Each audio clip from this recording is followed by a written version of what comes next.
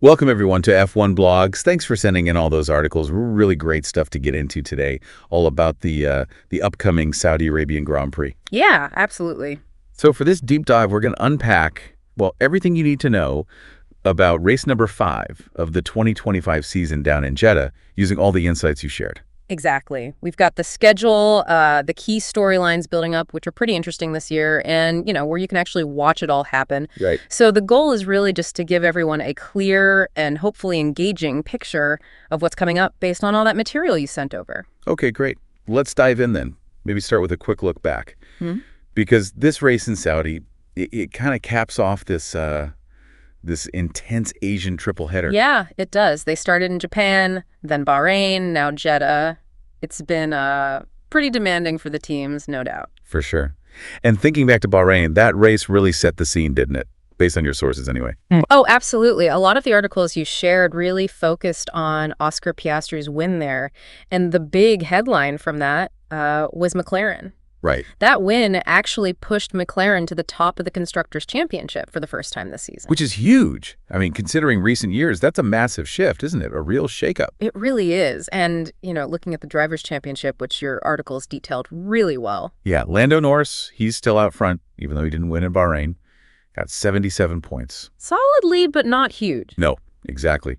Because Piastri, his teammate, is right there breathing down his neck on 74 points.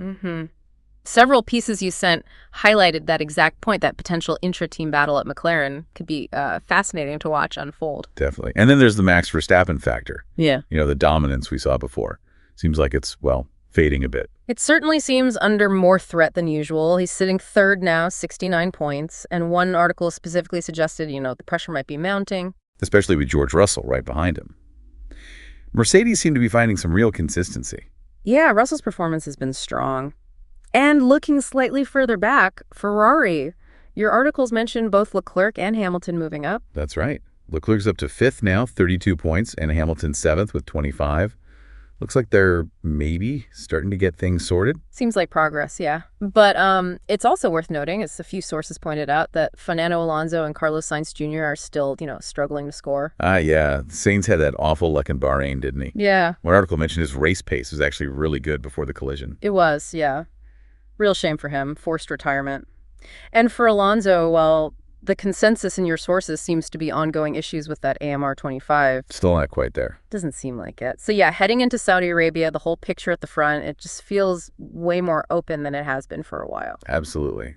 So, okay, let's focus on Saudi Arabia itself now, Jeddah Street Circuit. What did the sources say about the track? Well, universally described as incredibly fast. One of the fastest, most demanding street circuits they race on.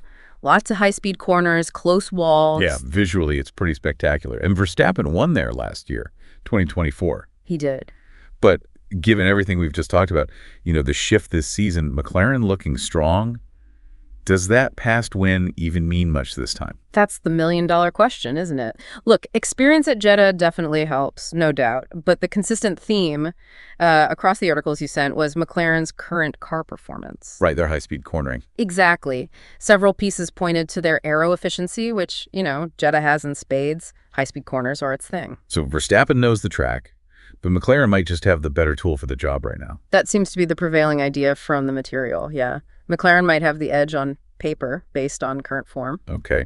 And what about Mercedes? Some of the articles hinted they could be a dark horse this weekend. Well, yeah, a few sources picked up on that. They showed, flashes of really good pace in Bahrain. Russell got that podium. Yeah. And the thinking is, well, the high-speed nature of Jeddah, maybe it suits the Mercedes car characteristics better than some other tracks. One technical piece you sent kind of leaned into that possibility. Interesting. So definitely something to keep an eye on. Right. So the race itself, it's 50 laps around this super fast circuit. Yep, 50 laps. And for everyone wanting to watch, let's quickly run through the schedule. And remember, these times are all CES, Central European Summertime. So definitely convert for your local time zone. Good point. Okay, so Friday, April 18th, free practice 1 kicks off at 15:30 CEST, runs for an hour till 16:30. Okay. Then later that evening, free practice 2 is from 19:00 to 20:00 CEST. Got it. Then Saturday, April 19th. Final practice, FP3, that's 15:30 to 16:30 CEST again. And then the big one on Saturday. Qualifying, yep. That crucial session sets the grid. It's from 19.0 to 20.0000 CEST. Definitely don't want to miss that one. For sure. And then race day. Sunday, April 20th. The Saudi Arabian Grand Prix itself gets underway at 19.00 CEST, lights out at 7 p.m. Central European Summertime.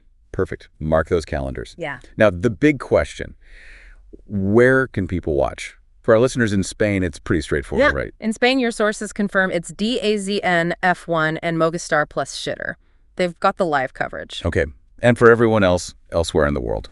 Well, the best advice coming from the viewing guides you shared is to check your local sports channels, you know, Sky Sports in the UK, ESPN in the US, that sort of thing. Streaming services, too. Right. Local broadcasters often hold the rights. Exactly. And also don't forget the official F1 streaming service, F1 TV Pro. Ah, yes. Good shout. That's available in most countries, isn't it? Though I think Spain might be an exception based on the sources. Yeah, typically available widely, but worth checking specifically for your region. It usually has all the sessions live. Definitely worth looking into. And just a final reminder, always double check your local listings near the time. You know, just to be absolutely sure about channels and timings where you are. Things can sometimes change. Sound advice. Okay, so wrapping up this deep dive on the Saudi GP, it really feels like, based on everything you sent us, the 2025 season is, well, genuinely competitive. Yeah. Much more than recent years. Absolutely. Less predictable, for sure. Yeah, McLaren seems to be leading the charge right now. Piastri's win, Norris's consistency. But like we said, Mercedes might surprise, and you just never count out Verstappen. True. So this race in Jeddah, it promises to be pretty fascinating, especially seeing how these performance shifts play out on such a unique track. And what's really compelling, I think, looking at the narrative from your sources, is just this disruption to the established order, that dominance we expected. It's being challenged. Yeah. We've got a real fight on our hands, not just for races, but maybe for the championship. And Jeddah being so fast, so different, it could easily throw another curveball into the mix. Totally agree. Well, we really hope this deep dive, using all the great info you provided, has given everyone a solid preview of the weekend. Thanks so much for tuning in to F1 Blogs. Yeah, thanks, everyone. And hey, if you enjoyed this, please do subscribe to the channel for more F1 chat and analysis. We'd also love to hear your predictions for Jeddah. Who's taking the win? Let us know down in the comments. Definitely. And just before we go, what's the one key thing you think people should really watch out for this weekend, based on everything we've covered from their articles? I think the crucial thing really is whether McLaren can back up that perceived performance advantage on a track like Jeddah. Will that high-speed strength translate? Or will Mercedes or Verstappen find an answer? Right. Saudi could give us some very telling clues about how the rest of this championship might unfold.